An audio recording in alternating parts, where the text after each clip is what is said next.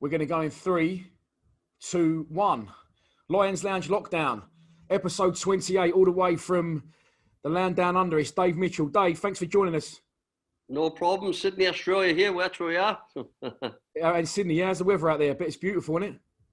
Yeah, it's very nice. It was 22 today, so it's just starting to warm up nicely. So, good. Okay, so I'm going to start out, for those that get already who may be confused, we had a discussion off air. So, you joined Millwall in 1993 to 1995, 60 games and 17 goals. But before we get into that, you had an absolutely brilliant and fascinating career, which we're going to go through a little bit. But winding it back to the very beginning of Dave Mitchell's existence, I watched a documentary last year, a Swindon Town documentary called That's Football on Channel 4 it was back in the day. Yep. And obviously, when you played for Millwall, 1993, there was no social media, there was no real video interviews. So I heard, Dave Mitchell, Australian striker, signs for Millwall. When I watched this documentary a year ago, you had a Scottish accent, and it blew my mind. So do you want to talk us through that a little bit? Yeah, well, my mum was from Liverpool, my dad was from Glasgow, so it's a good mix. And I was born in Glasgow. We moved to Australia when I was 6 years old, and grew up in Australia. But when I used to come home from school talking Australian, my dad would clip me over the ear and say, "To talk properly." I'd go, "All right, Jimmy, how's that?" So he didn't particularly like the Australian accent too much. It was a bit brogue, but the Scottish can be the same sometimes. But anyway, so that was it. And then obviously I grew up there, and then when I went back and played for Glasgow Rangers, I was there for 2.5 years, and I got kicked back into me, really, as a young man. Yeah. And so that's how it sort of came about. And then obviously I travelled all over Europe and Germany, Holland, and back into England. So I had a bit of an international sort of language and probably voice.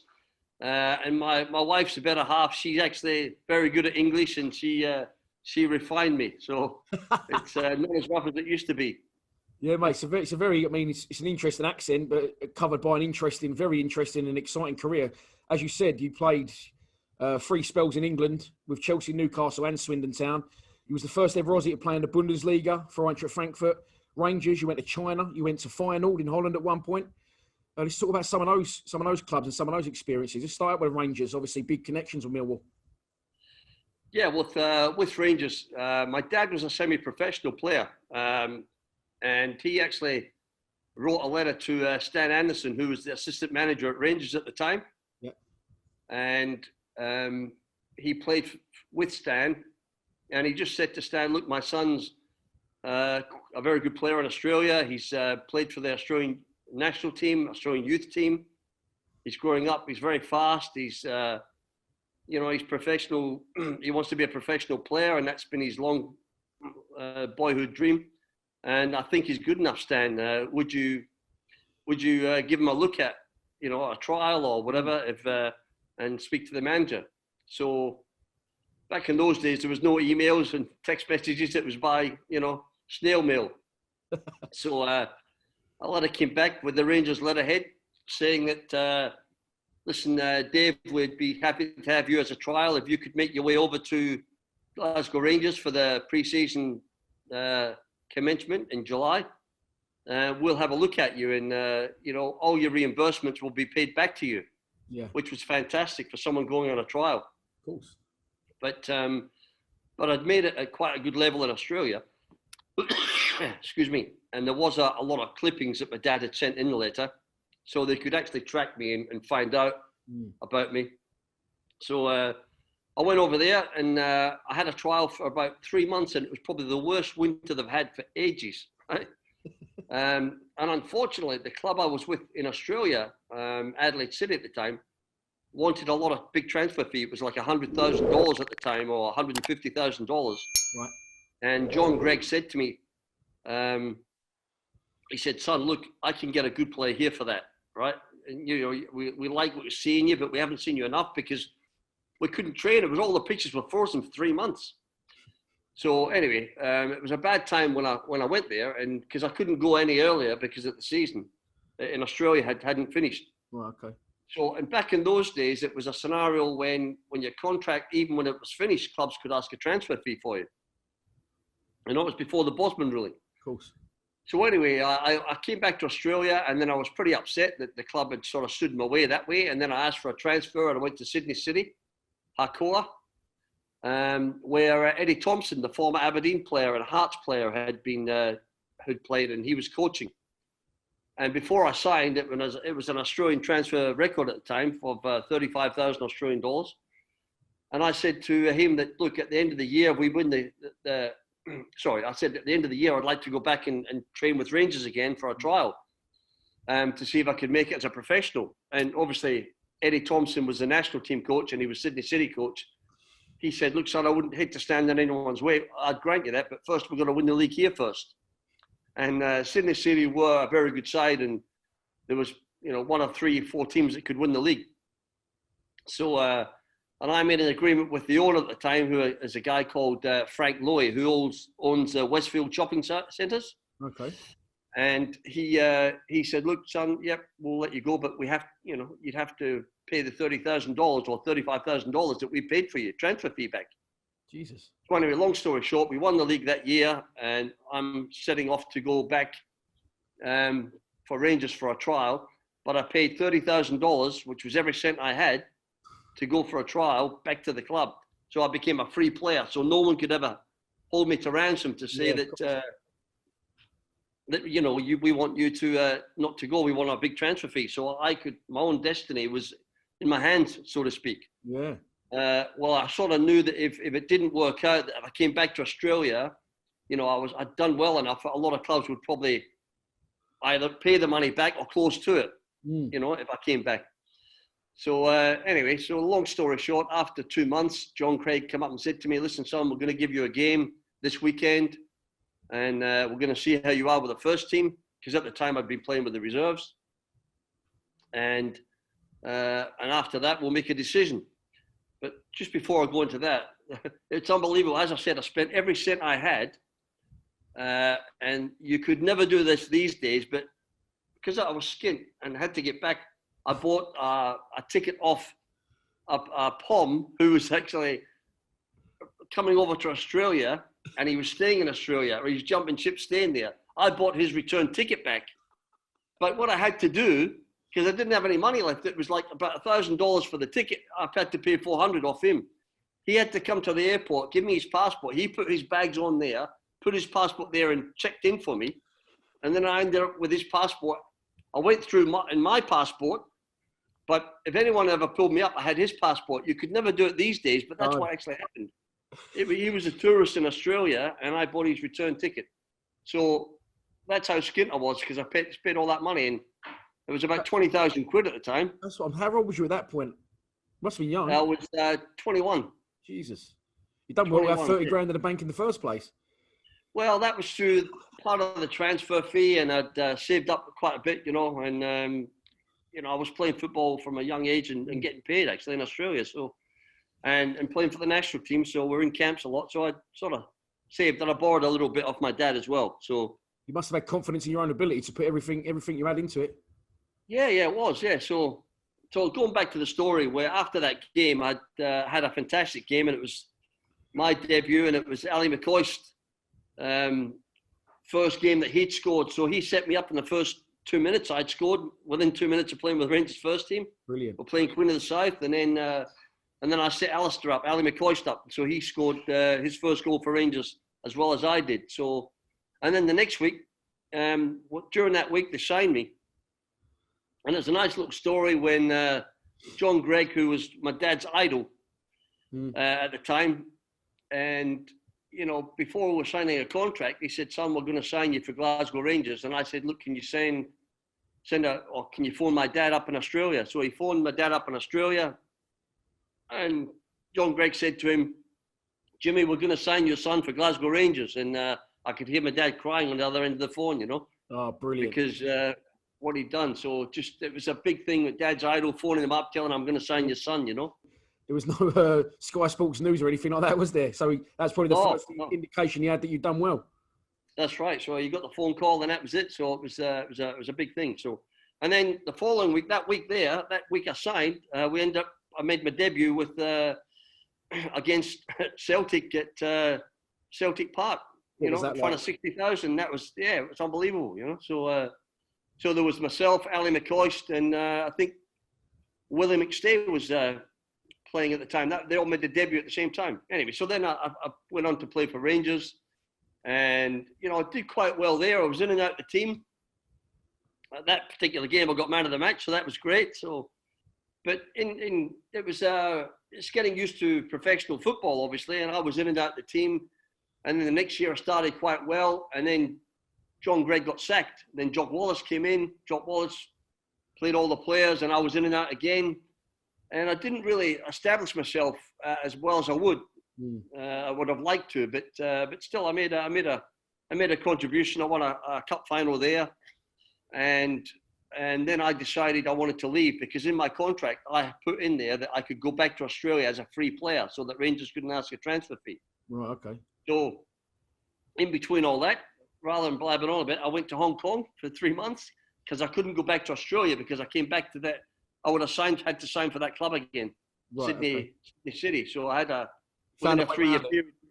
Yeah, if I went back there, I would have had to go back to that club. So anyway, and then we had the World Cup qualifications, and ironically, I ended up playing against Scotland for Australia against Scotland in a World Cup qualifying. And I'm back at Hampden 4 months from when I won the cup final, back there playing against Scotland for Australia. So it was weird, Yeah. I mean, after that, mate, so you went to Eintracht Frankfurt. You went to Eintracht Frankfurt, if I can say it. Final as well in Holland. Was it always, your ambition to be a well-travelled striker, or did just those opportunities just arise? Well, what it was in the UK at the time, when I grew up in Australia, it's quite an ethnic sport. So there's a lot of Italians, a lot of Croatians, a lot of Greeks. Australians playing the game, but it was very focused on ethnic based, and they all like to play night football. So it was a different type of football. And I was used to that, because Adelaide City, like they were called Adelaide City Juventus, a lot of Italian-backed club. And I always wanted to play, my goal was always to play in Italy, because at the time, that was the pinnacle of world football, the Italian league at the time. Okay. And the scenario was, when Germany came in, Bundesliga was a fantastic league. And I said, and the professionalism of Germany was unbelievable, Dan. It was just the way they looked after you. They give you vitamin tablets, magnesium, potassium. They give you B12 shots. The physical attributes of what they did in Germany, they were so far advanced. And then I hear that Klopp is actually testing the players, and he gets a blood sample from the ears. We were doing that back in 1985 in Germany. Jesus. And that's there, when you do a run, then they test your blood, and it gives you a reading of your blood, the oxygen levels in your blood, so you can actually tell how fit you were. Okay. So just the advancement of Germany, and then, driving on the Autobahns, being in a big Merc who'd sponsored the club at the time. It was like, wow, fantastic. And just the way you got looked after was sensational, Sorry, I did get a groin problem, and I had some problems with my groin, so I had to get an operation, and that sort of impaired me later on in my life. Right, okay. So you never actually got to Italy, I believe, but mate, you had a fantastic career. You signed for Millwall, for Millwall in 1993 from, I want to get it right, Altay Izmir, a Turkish side. Yeah, so again, what had happened is that we were with Swindon, and we just won promotion the year before with Glenn Hoddle. And we had a fantastic team. But the problem then, Dan, is clubs at the time, it was the Premier League, it was the second year, I think, of the playoffs. The Premier League had just started the year before. Yeah, that's right, yeah. So what had happened is that obviously the Bosman ruling hadn't come in either. So the contracts had ended, were ending that year, and the club hadn't offered any contracts, because their dilemma was, well, they're in the playoffs, they're coming to the end of the contract, they weren't sure whether to offer you a Premier League contract or a Championship contract, and all the players were, holding back a little bit as well, saying, well, we want to get a Premier League contract. rather than a championship contract. So it was a bit of a dilemma. And there was a big bonus for qualifying as well. So, what ended up happening, subsequently, the club said, right, okay, we'll want to wait and see where we are first, and then we'll come out with all the contracts. But unfortunately for the club, everyone had been sniped, everyone had been tapped up. So going into the Premier League, we didn't think it was going to be as big as it has been. And it was like a scenario where I was trying to look at the financial situation for my family, really, to go back. Like I said, my leg had given me problems at the past with my groin. I had 3 operations on it at the time. Right.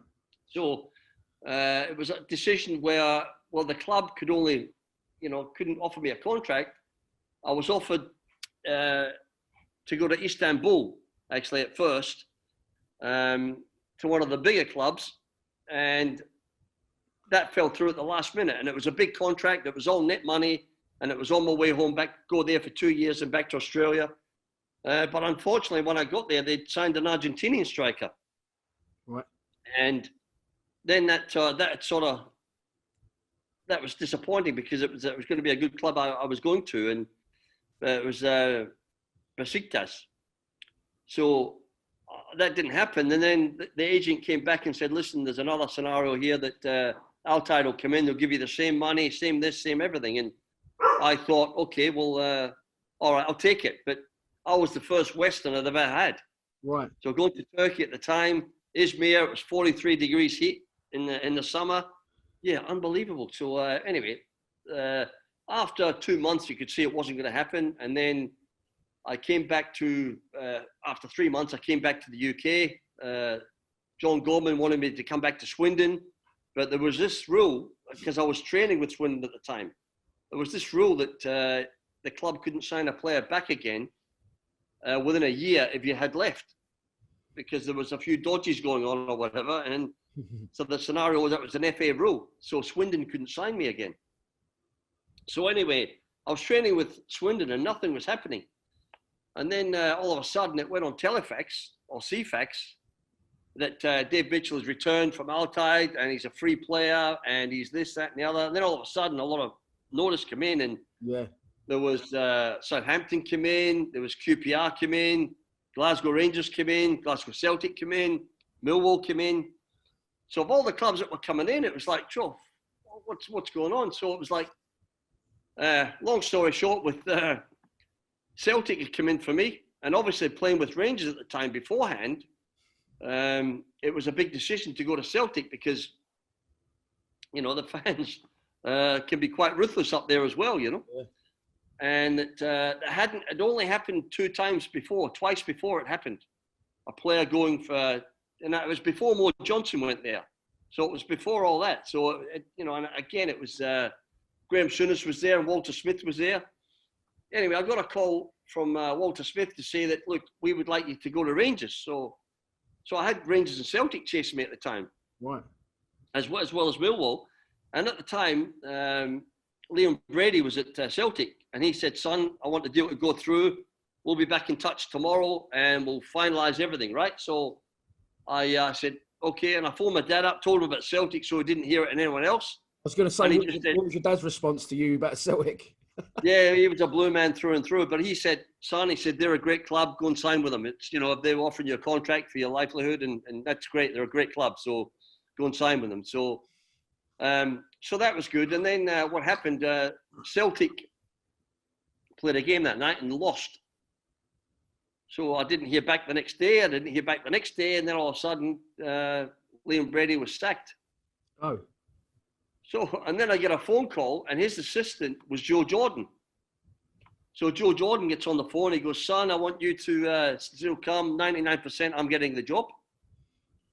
And he said, but I want you, and you remind me of myself, son. So that was one of the biggest compliments I've ever had, Yeah. He said, son, you remind me of myself. Joe Jordan was a great legend of Scottish football, and at Leeds and Man United, obviously.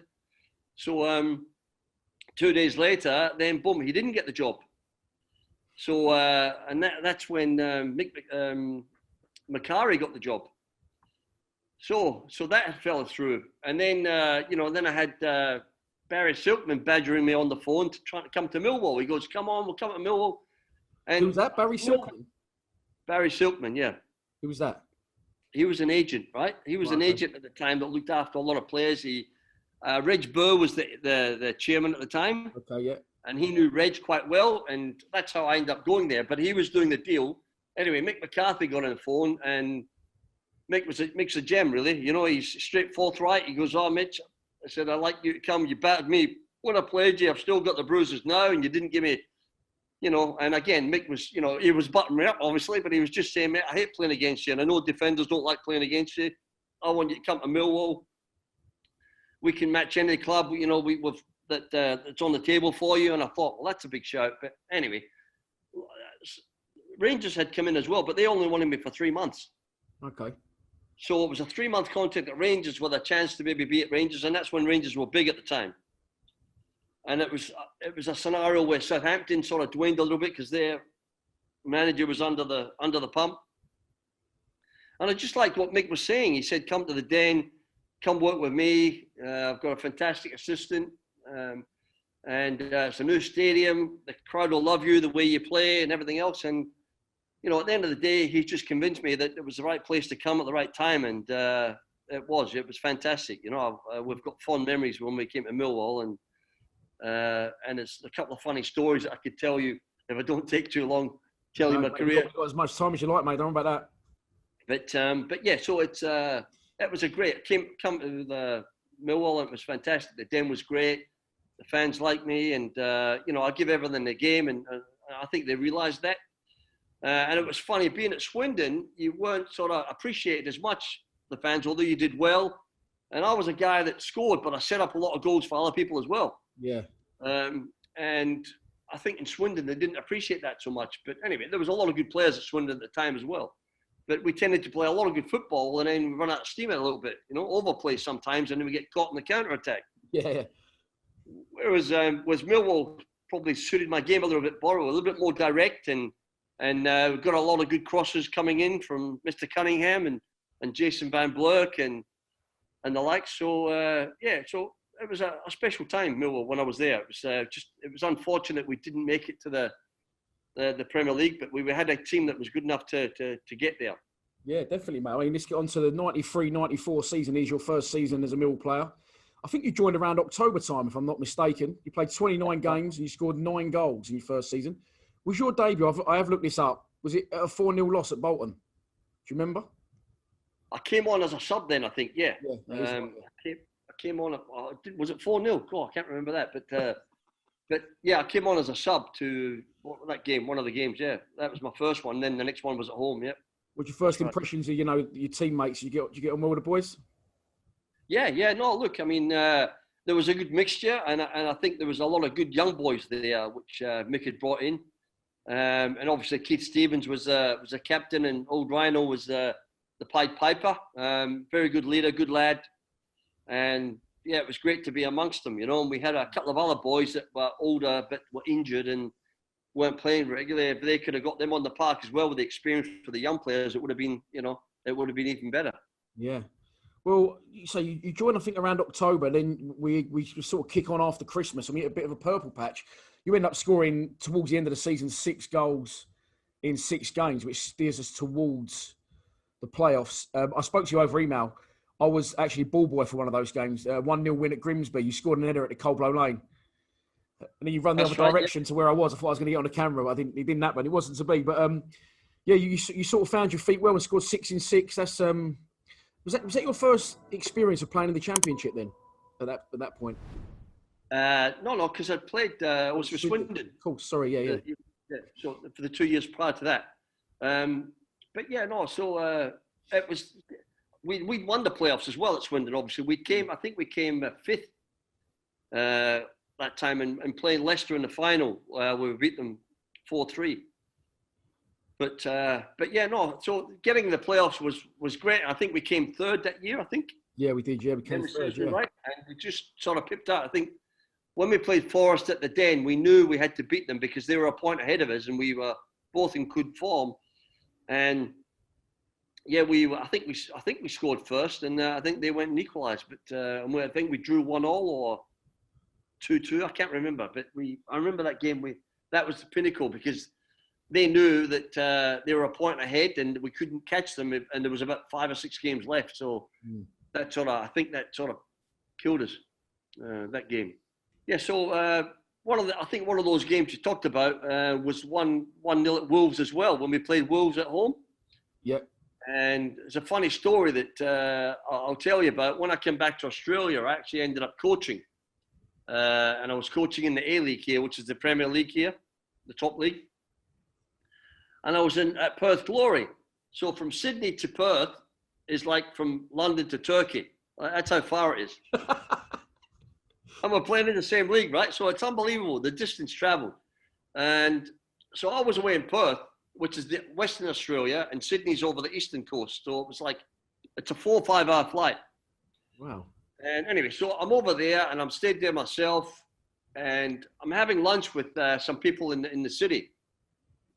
And in Australia, that not many people would recognize you from the past, but this guy sort of knew I was there. I played with Millwall, and I was at the club. And anyway, so I'm having lunch with some people in the city, and this guy comes up, and he goes, "Are you Dave Mitchell? Are you Dave Mitchell?" And I said, "Oh, yeah." So what? He goes, "Oh, yeah, mate. I just want to thank you. Let me buy you lunch." I didn't even know the guy.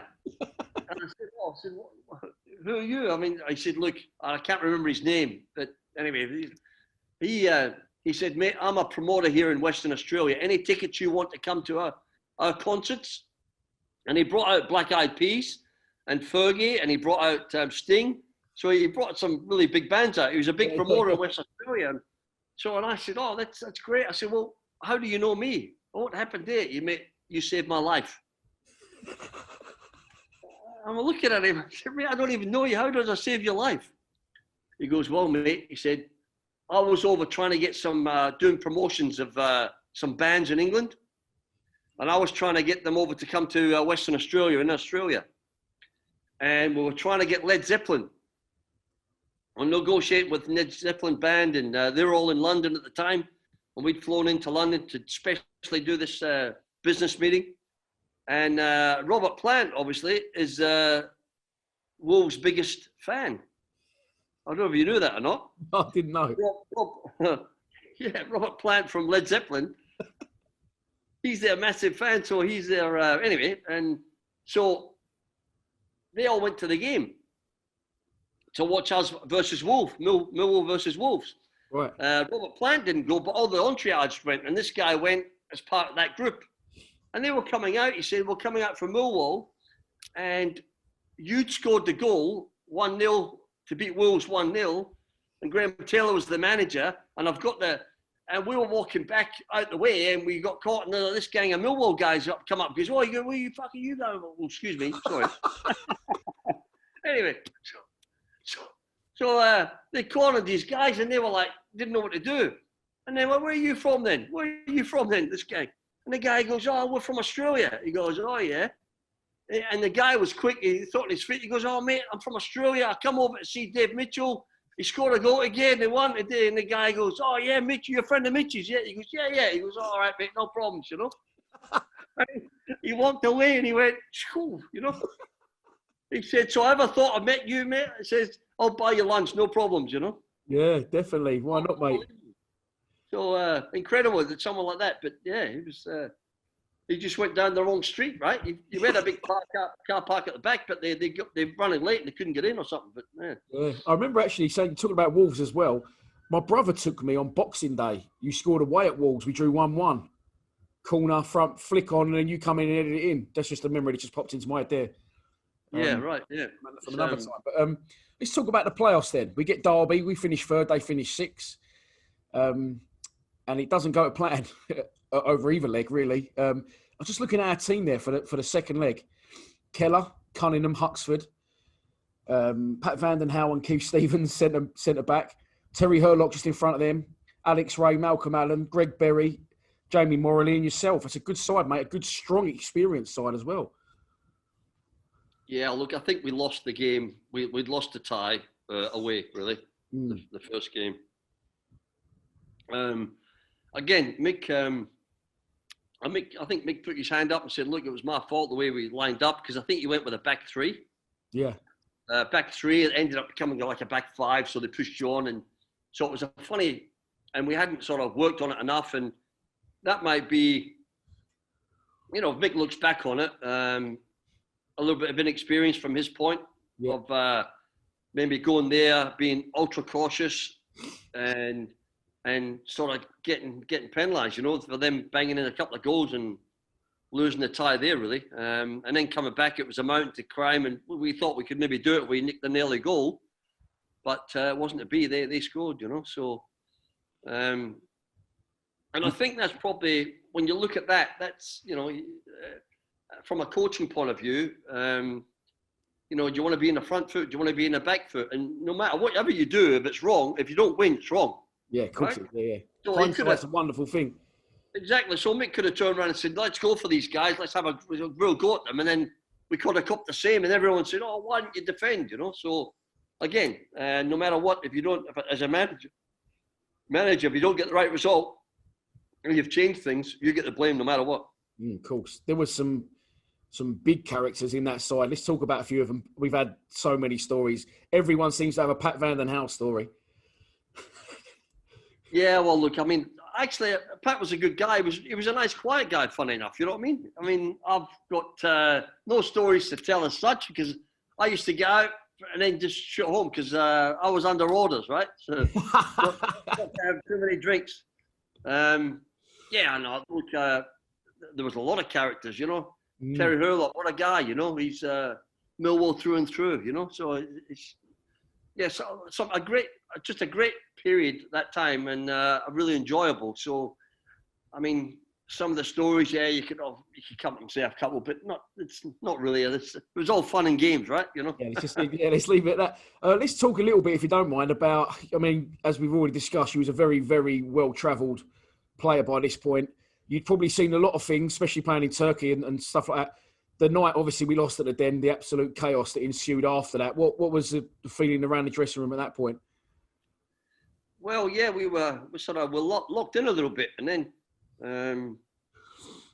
because what had happened is that obviously the fans were rioting a little bit, and then it was sad because we were in the dressing room, and then when we got out the dressing room, we were escorted up to the room, players' lounge, and we were locked in there a little bit until all quieted down, really. So we came out and we saw some cars turned upside down, the Derbyshire car, and the guy was a reporter, and he had to go at my wife. He said, how could you play for a club like this?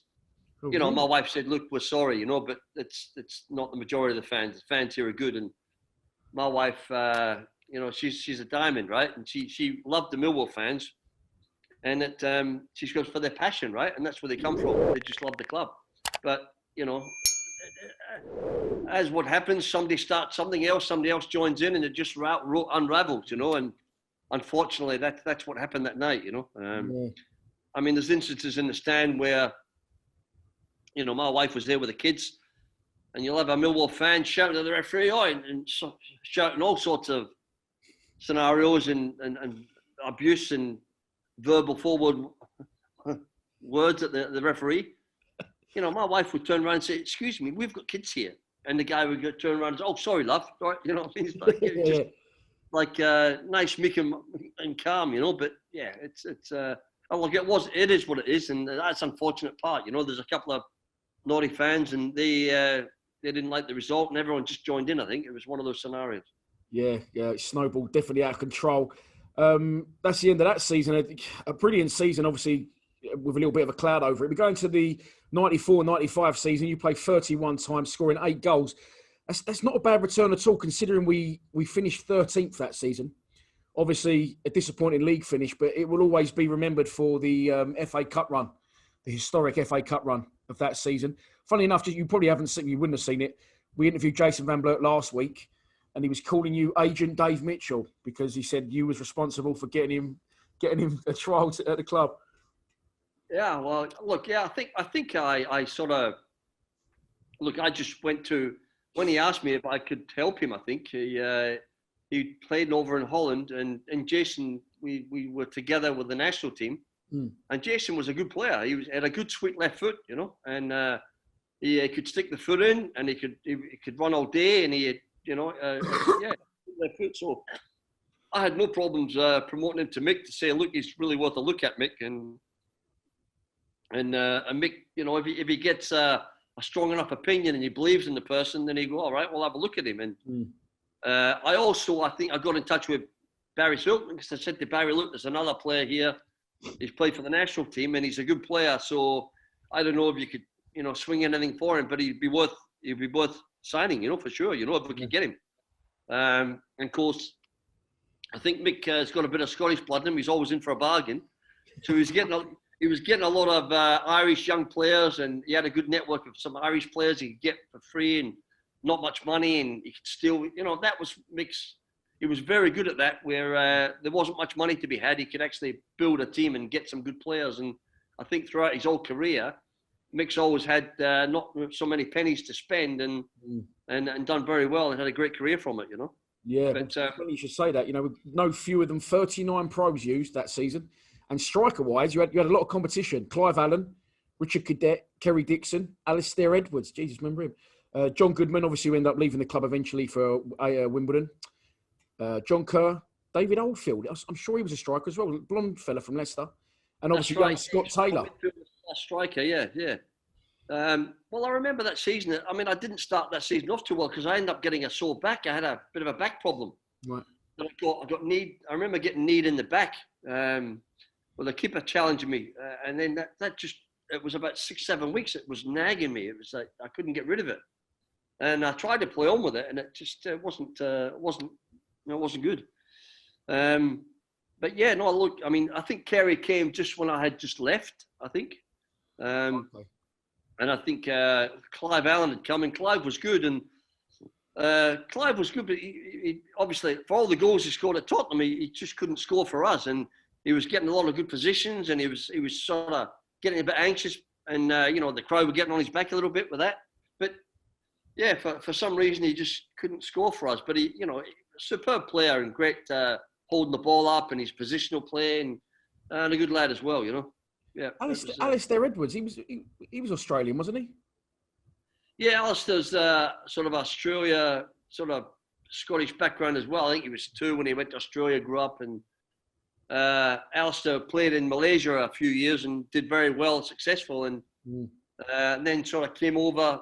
I don't know how he got to Millwall. That was nothing to do with me. I don't know how he got there, but he ended up getting there. And Alistair was not a bad player. Who did you play like the majority of your 31 games up as a strike partner with then in that year? Do you remember? Well, it was John Goodman, I think. Johnny Goodman, John Goodman, and Jamie Morley was the other one. Yeah. John Kerr had played a few times as well. Another player with a Scottish passport, I'm hearing. Yeah. Well, his dad was Scottish, and he went to wrong side of the fence though. But they went to America, and John was from Scottish ancestry. Yeah. Kerr's a good Scottish name, and he played over in America, and then John came back, and he was a good lad, John. I still keep in touch with John now by emails. Oh, brilliant. Just talk about John Goodman. We've had him on the show. Lightning quick, brilliant young talent, wasn't he? What was he like to play with, Johnny Goodboy? Yeah, good. Johnny was good. I mean, you know, if we could get in a situation where we could actually slide balls through for John, you know, and use his pace, where you know he'd be hard to catch, and you know that's where John's asset was, and you know he would get stuck in as well. So he was a good lad, John. Yeah, a lot of time for John, and he did a shift as well. You know, that was the thing. I think all the players at the time, Alex Ray was a character, and he was another one. You know, we had such a good team from I don't know the finances, but I know it was difficult to sign players, but Mick did a good job with what he had, you know. Definitely. All good players. So this season, as I said earlier, will always be remembered for the historic FA Cup run. You didn't score in that cup run, but you played a key part in it. Arsenal at home was the first game, round 3. Yeah, I remember that well. I always remember that when the ball came across. I think it came in from might have been the left side, might have been Jason, and I got a good header onto it. It looked like it was going in, but Seaman just got to it and touched it round the post. The third round of the FA Cup brought Arsenal and former boss George Graham back to the new Den. It was a repeat of the previous season's fixture, which resulted in a controversial win for the Gunners. On this occasion, the Lions came close to springing a surprise. As Van Blurk tangles over on the far side with Parler, and Van Blurk has won it, tries to get an early crossing there. Dave Mitchell with a header. Good save, chance here. Oh, and put out a play by Nigel Winterburn. Buck cross there from Jason Van Blurk, and the header from Dave Mitchell, well saved by David Seaman. It's a corner to Millwall.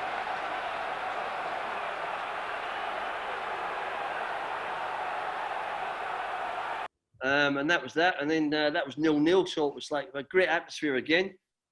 And then we went to Arsenal and we turned them over there. So it was, and again, you know, Mick just might have been, you know, from learning from the past experience that what had happened in the playoffs, we sort of went too defensive, and he thought, well, let's have a go at these guys, you know what I mean? And then having a go at them, we did really well, and we won 2-0. It was fantastic. And my wife was in the end, the Millwall end, and she said it was fantastic. It was great. She'll always remember it. Yeah.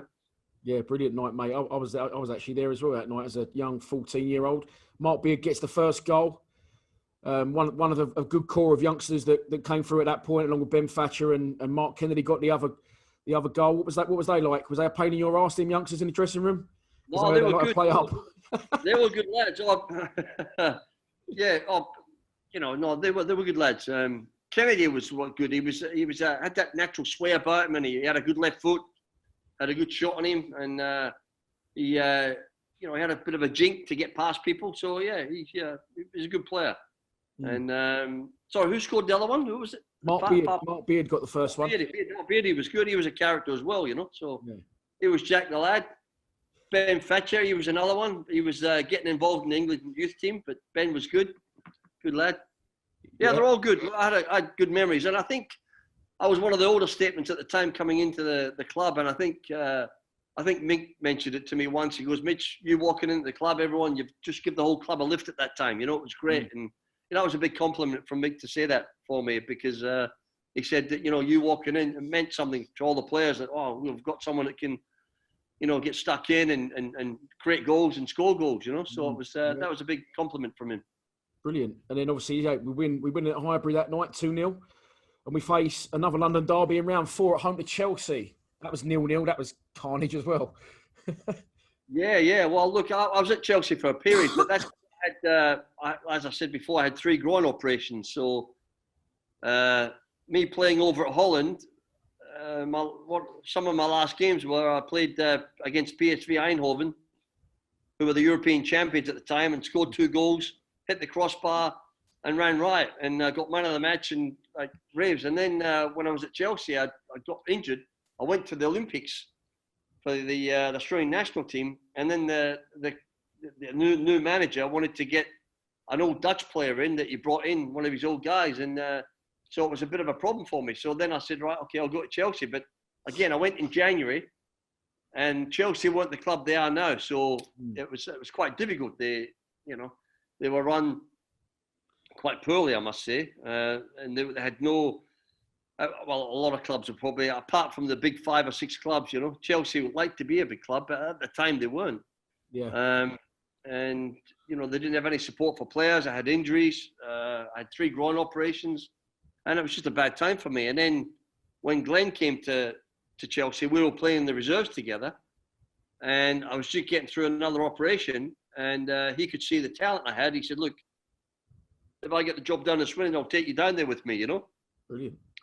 And even that was, I wasn't sure about that to go down to Swindon, because of where you'd played. You'd played at Eintracht Frankfurt, Glasgow Rangers. You know, you'd been at some big clubs, and going to Swindon was like, well, okay, right. So it was, but because it was Glenn and John Gorman, I went there, you know, and that was another good time that I'm glad I went, because it was a great experience.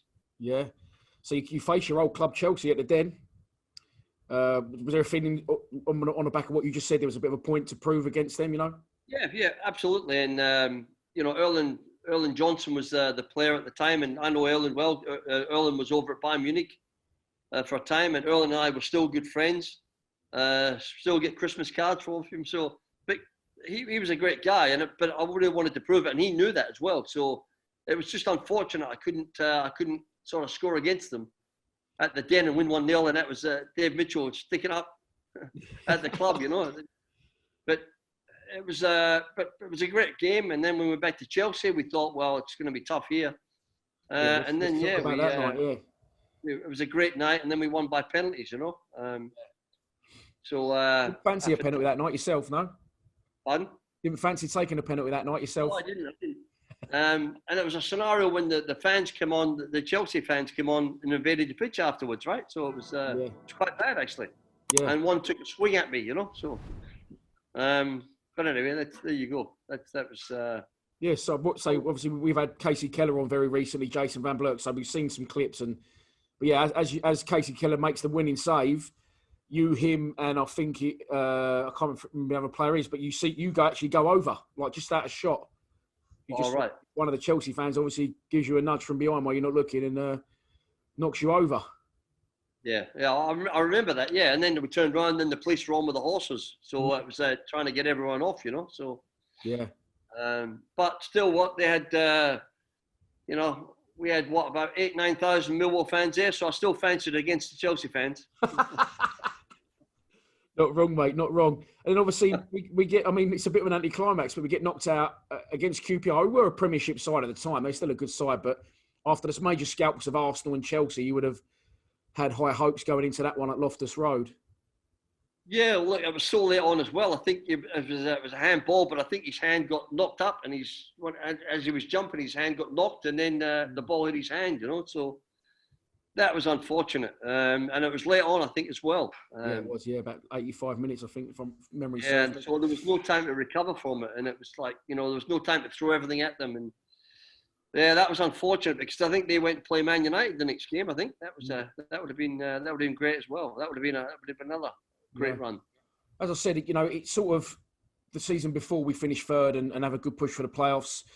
Wasn't to be this season. I suppose there would have been a level of expectancy to make that happen again, but because of the cut run, sort of sidetracks us. We finish a sort of disappointing mid-table 13th in the Championship, or which would now be the Championship. So you score 8 goals, you get a good scoring record. 60 games, 17 goals, not bad at all. Any goals that stand out for you as a Millwall player? Well, yeah, but not really. I mean, every goal. I think the first one I got, was a relief because I know from my point of view, I'm more important. I'm not just about me scoring. It's more about the team as a whole. Definitely. And, you know, I'm not a striker. It's selfish enough to sort of say, right, okay. And maybe it's a bad thing for my career, but in essence, I would rather the team win than I score and we lose or we don't win. Yeah. If someone was always in a better position, I always look to play that ball to pass to them so that they score and the team scores and we win the game. And I'd set a lot of goals up for a lot of people. But so I was happy with my contribution at Millwall. And like I said, the second season, I got impeded with the back a little bit, which impeded me a little bit more. That I wish I could have done a bit more. But yeah, I think we had a few injuries, and that sort of dogged us a little bit the second season. Really? That second season, did you leave the club at the end of the second season there? 95, did you leave? I left before it because this offer came in from Malaysia. And Selangor, is that right? Selangor, the team? Yeah, Selangor. And they're an unbelievable club as well. I mean, we used to have 80,000 people watch us. It's unbelievable. Yeah, their fan base. They had the stadium held 90,000. It was unbelievable. Anyway, when I saw you went to a team called Selangor in Malaysia, I just assumed it was one of these sort of startup league things. You know what I mean? Where they try and get some good pros from other countries over. But to say you played in front of 80,000, that must have been. Yeah, no, the stadium held. It was called the Shah Alam Stadium, and it held 90,000. And we ended up winning the cup final there. We won 1-0 extra time, and I scored a toe poke, and we won 1-0. And I was the first professional player that they had from British clubs. Yeah. And I was there for 2 years. And then after me, they got Tony Cotty. Tony Cotty went out there. Wow. So, for younger people watching this, they may not think it's so strange that you played for so many different clubs across so many different continents. But I can tell the younger viewers watching, this wasn't the norm back in the day, was it? How did you have so many moves across so many? Did you have an agent or did bits yourself?